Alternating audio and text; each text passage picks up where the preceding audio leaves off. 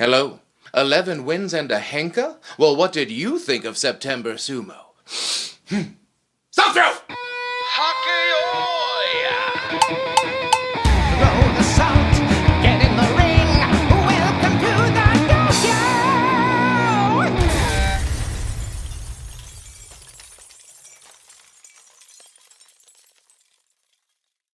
Hello and welcome to the Dohyo here on MrJWags channel. Here is our slightly delayed September recap. I hope we weren't waiting too long for this one. An announcement for long-term fans. This will be my very last episode shot here at the Tuacon Amphitheater. I will be leaving the season 1 week early, so my last show here will be October 11th. So any of you who were waiting to come on out to Utah to see me act, you have until October 11th.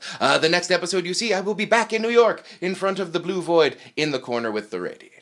And please, don't be worried. I'm leaving for a very good reason to take over another project in New York that I hopefully will be able to announce very soon. Alright, we had a heck of a September U show. Gotta get this out of the way. JWags was wrong. Alright, so I was wrong about a lot of things in my September preview episode and my bolder predictions. Not entirely wrong, but I got more wrong than I got right this time, especially my Yusho picks. So yes, while I was right that we were going to have an Ozeki Yusho, completely got the wrong Ozeki. But it did happen to be my favorite. Takakeisho wins his 4th Yusho. Did not predict this. I thought he was just going to barely get to 8 to clear Kataban, but he ended up getting an 11-4 and ended up winning the entire tournament. This Yusho does come with a few milestones for Takakeisho. With his 4th Yusho, he is now alone in 2nd place on the most Yusho for an Ozeki list. And by that I mean most total Yushos for a person who made Ozeki but was not promoted to Yokozuna. He is the very first Rikishi to win 3 tournaments at the rank of Ozeki since Atamifuji did it in 2012. And also, he is only the 4th Rikishi to win a Yusho with an 11-4 record, also since Atamifuji, but this time it was 2017. That famous September tournament where it went down to a playoff with Goedo, who had a complete collapse. It's a great tournament. Check out September 2017 if you haven't. And, as all of you seem to have noticed online in the Sumo subreddits, yes, Takakeisho won his 4th Yusho with a henka. So, what does that mean for Takakeisho moving forward and possible Yokozuna promotion? We just did a whole episode about what it takes to be promoted to Yokozuna from Ozeki. And we have never ever seen someone do it with an 11-4 Yusho in the mix. Now the question is that a hard and fast rule, or is that just a thing we've never seen because 11-4 Yusho are so rare? This is only, again, the 4th in modern sumo history. But if we look at Takakeisho's history, he does have 3 other Yusho to look at, 2 of them that had 13 wins in the past. And if you look at this tournament, that first day versus Hokutofuji really could have gone either way. So yes, as I've mentioned many times before, I think Takakeisho has been rather match unlucky in a lot of tournaments that would very much help his Yokozuna case. But the question still remains, will an 11-4 playoff Yusho that was won with a henka be considered a Yokozuna equivalent? If you look at the history of modern sumo, there are 0 cases where an Ozeki has won 2 consecutive Yusho, whatever the score, and not been promoted. In fact, of all of sumo history, it's only happened twice. Tamanishiki in 1931 won 3 consecutive Yusho without promotion. And Chiyonoyama in 1949 to 1950 won 2 consecutive at Ozeki, but did not get promoted. Both of these gentlemen were eventually promoted to Yokozuna. Now, it is a weird thing to talk about, because all the other ranks except Ozeki and Yokozuna, they're sort of automatic. It's whatever you win, no matter how you win them, that is what matters for promotion or demotion. Now, Ozeki and Yokozuna are much more specific. There's specifics about how Ozeki get demoted, but to get promoted to Ozeki, you need the approval of the council, and doubly so for Yokozuna. You need to make sure that these people are going to be not only good enough at the sport, but going to be paragons of what you expect the sport to be. So, are henkas not Yokozuna sumo? Now, if you ask the YDC, they'll probably say, yeah, they expect a strong tachiai. But in this case, are they really going to hold it against Takakeisho if he wins another tournament? Especially in this very specific situation we are in, with a very hurt Yokozuna, who I don't think is ever going to finish another tournament. And we have this Ozeki right here, who's won 4 tournaments and happens to be Japanese. Are they really going to turn that down? Should Takakeisho end up with a 12-3 Yusho next tournament?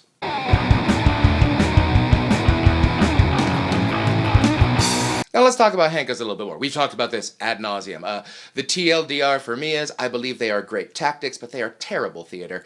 Going into a playoff, no one wanted to see Takakeisho henka, but as he said himself in an interview after the match, he's got to win any way he can at this point. And yes, there have been a lot of famous henkas in sumo by people I consider my favorites, and you do too. Of course, Takakeisho, but also Hakuho, Asashoryu, Terunofuji, Tochinoshin. And remember last November when Abi, who is not exactly everyone's favorite, but did win the championship in a playoff with a henka. I look at sumo reference a lot, much more than the average bear, I think, and I've never seen an asterisk on a Yusho saying, won it with a henka. It just goes down in the books like every other Yusho. Now, the real question is the JSA going to do anything about henkas to finally make them illegal? Quick sidebar.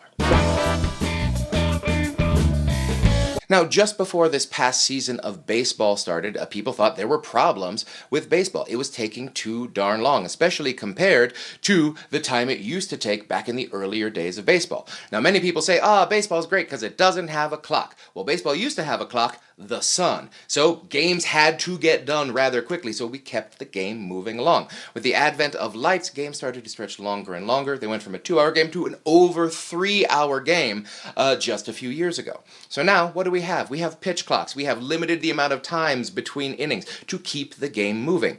The rules of baseball were not delivered by tablet to humanity as a perfect thing. They were created by people, and they were fixed by people. Basketball. We've just had a season in basketball where most of the best players in the game missed about a quarter of the regular season. Were they hurt? Some of them were, but sometimes they were just sat because of load management. And that makes sense. In the NBA, you only go as far as your healthy superstars will take you. So if you know you're going to make the playoffs anyway, why not rest your stars? Well, it's bad theater. And considering sports are basically live gladiatorial theater, without the stabbing and the lines, you do have to deliver a product to the audience. So now, there are new rules stating that on nationally televised games, your best players must play unless they are definitely injured. So, is it time for the JSA to consider a rule against henkaing? If they don't want it to happen, if they don't consider it honorable, just make it illegal. Now, I guess this is a question for those of you who wish to see the henka abolished. Would you consider it a mata with a restart? What happens to the hit and shift, or the immediate hit and pull? Would a ref be forced to make a judgment call to what is a henka and what is not? Let me know in the comments. I'd love to continue this conversation. Quick sidebar. So yes, we've talked enough about Takakeisho at the moment, but I will leave you with this hot take. I do think Takakeisho is now unquestionably one of the top 5 ozeki in sumo history. Prove me wrong. And we can't go any further without talking about Atamifuji. Now, I did not predict this for Atamifuji. Well, this is weird because I expected Atamifuji to get a 10-5 and do pretty well. I didn't expect any Maegashira to do better than 10-5. Only one did, and it was Atamifuji with an 11-4. One more than predicted, but this time 11-4 got him a playoff. Again, very rare. Now, I'm very excited about Atamifuji and his near future, but let us take just a second to step back and maybe let's slow the hype train before it fully leaves the station. First of all, 11-4. It is a great tournament for the low Maegashira, but again, he did not face a full Sanyaku slate. He looked a little bit overmatched when he started facing Sanyaku members later in the tournament. He had a lot of tape on that shoulder, and as we have just learned with Hakuoho, where there is tape, often there is fire or injury. So let's see if he can start shedding some of that tape next tournament. But let's not stop that hype train either. He's just turned 21. This is only his second tournament in the top division.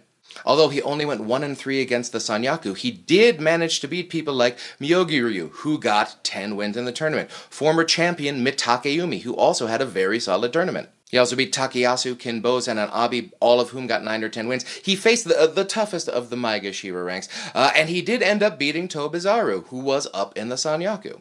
And as an added bonus, Atamifuji even ended up getting the only special prize. Now, this is one of the few predictions I got right, but Atamifuji got the only special prize awarded, and I said there would be 2 or fewer this tournament. So Atamifuji, thank you for being the only truly excellent Maegashira in the tournament. I do expect Atamifuji to make Sanyaku for the first time next year.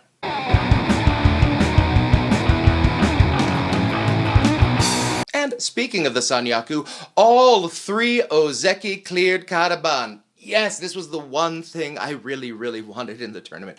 I just wanted to be able to start a tournament. We have 3 Ozeki that are all in their peaks or younger. I was just really, really hoping to start the November Basho with 3 healthy Ozeki all fighting for the Yusho. And let's hope that can still happen in November.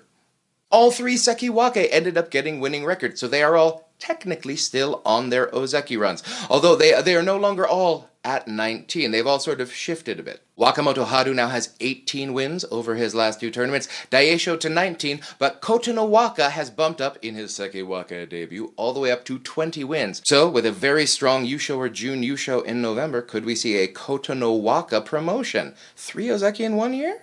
And unfortunately, both of our Komasubi, channel favorites Tobizaru and Nishikigi, did not get winning records, so they're going to tumble down into Maegashira. It looks like they are going to be replaced with our last tournament's June Yusho winner, Hokutofuji, and November champion Abi, who should be returning back up to the Sanyaku. There is a case to say that Asanoyama at a 9-6 might be able to get up there, but 9-6 isn't going to force a Komasubi, and both of those other guys are higher ranked, so I think Asanoyama is going to be stuck at Maegashira for one more tournament. Now it's time for Uncle Sumo's Attaboys.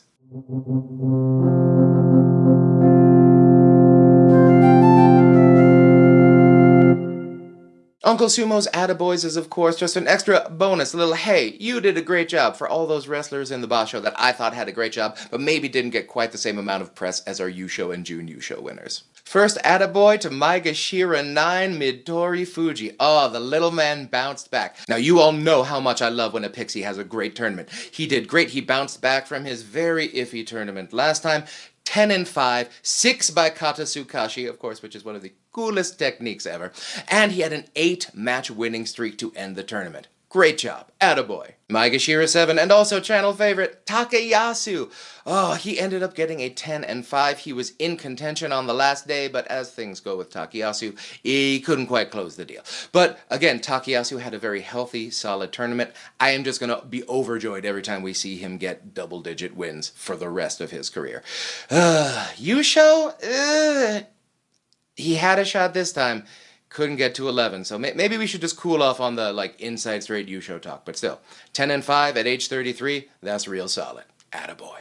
And also, with 10 wins and in contention on the final day, Maegashira 11 Hokuseiho, the Darth Vader of sumo. It looks like he has finally developed his plan B, and he is ready for what Makauchi is about to throw at him. First time he's ever gotten double-digit wins in the top division. I'm expecting a bit more growth in the next year. Sanyaku, we will see. He doesn't seem like the lightning strike sort of Rikishi that we have seen so far in Atamifuji and Hakuoho. But then again, Atamifuji only got 11 this tournament. Hokuseiho got 10. It's pretty close. Now maybe it's just because when I look at Hokuseiho, I don't see fast. But do any of you see Hokuseiho making a fast rise up the Banzuke to Sanyaku in the next few tournaments? And now we come to our recurring segment, Worried, where we look at certain Rikishi and how they did in the last tournament, and if we are worried about their career prospects moving forward. Someone I am much less worried about after this tournament, former Ozekian champion and current Maegashira 11, Mitakeyumi. Okay, so 2 tournaments before this one, he ended up doing real well, got his first winning record in over a year. We're like, all right, he's back, it's happening. The next tournament, his father died, double-digit losses. It looked like he was still fighting through injury, and we're like, what can we expect from Mitakeyumi going forward? He seems to have settled, he seems to have found a bit of a floor to his sumo to be able to push off of. 9-6. I don't think he's completely out of the woods because he got a 9-6 in low Maegashira, but if this means we get him in Makauchi for another year, great. I am less worried about Mitakeyumi now. However, I am very worried about Maegashira 3, Tamawashi. Ooh, alright, so former 2-time champion Tamawashi and sumo's current Iron Man looked real bad. Did not get his first win until a week into the tournament, still only ended up with 2 wins. Now, he's not in danger of judo demotion, but still, this is not a good sign. Hopefully, this is a temporary setback and he will be coming back strong next tournament, but still, he's 38. How many more tournaments are we really going to have? So yeah, worried. Now let's see who's riding that midnight train to judo.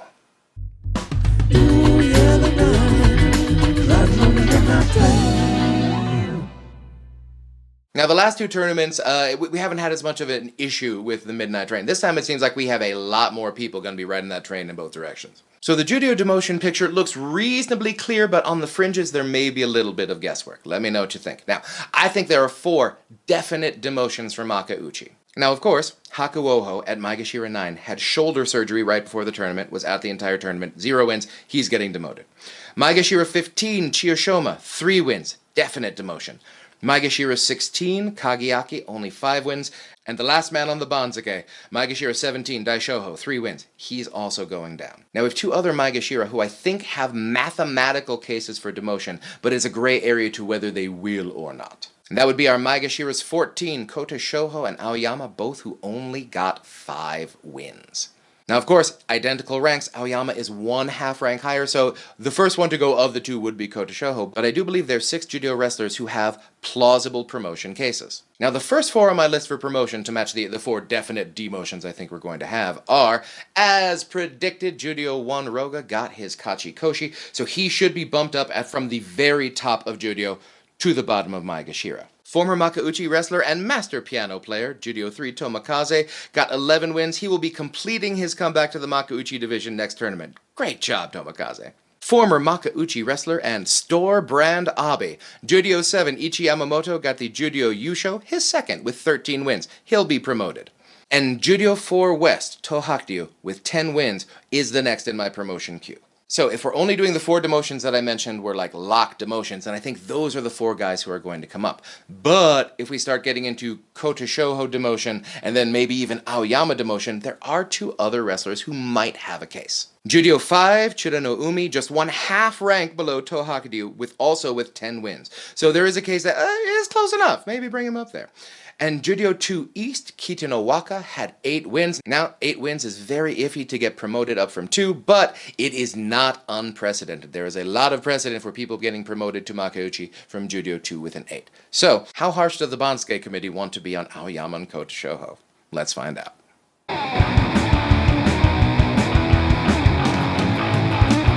Well, I hate to sound like a broken record, but we are at a fascinating point in the story of sumo. We have an alpha dog in name and rank, but not at all in performance. I think any wrestling we get at all from Terunofuji from this point forward should be considered a bonus. I also believe that we shouldn't look for our next alpha dog from this current generation of peak wrestlers. And when I say that, I mean wrestlers who were born between 1993 and 1998. Now, I'm not saying we don't have excellent wrestlers that are in that age group. Y'all remember Wakataka Kage and how great we thought he was going to be? Daisho and Wakamoto Hadu, they are up in there. We can also look at our current Ozeki, Kirishima and Takakeisho, who are both in their peak. I believe the next alpha dog in sumo is currently under the age of 25. Just look at the past 2 tournaments and what Hakuoho and Atamifuji and Hoshoryu have managed to accomplish, all while being under their peak years. I think Takakeisho has a decent chance to make Yokozuna, but that does not necessarily mean he's going to be an alpha dog. We have had people wear the rope who were not necessarily top dog alpha types. But even if Takakeisho does become the sole Yokozuna in the next year, I would be shocked if Takakeisho ever wins half the tournaments in a year, let alone 5 or 6, which is the Hakuho Asashoryu standard. I do believe that Kirishima will be the first Mongolian Ozeki to not reach Yokozuna. Now, looking at the entire Banzuke for wrestlers born between 93 and 98, the only one I think who could really prove me wrong at this point is Kota Nowaka. He has the pedigree, he has the sumo body, he just needs to be able to take that next step into true dominance.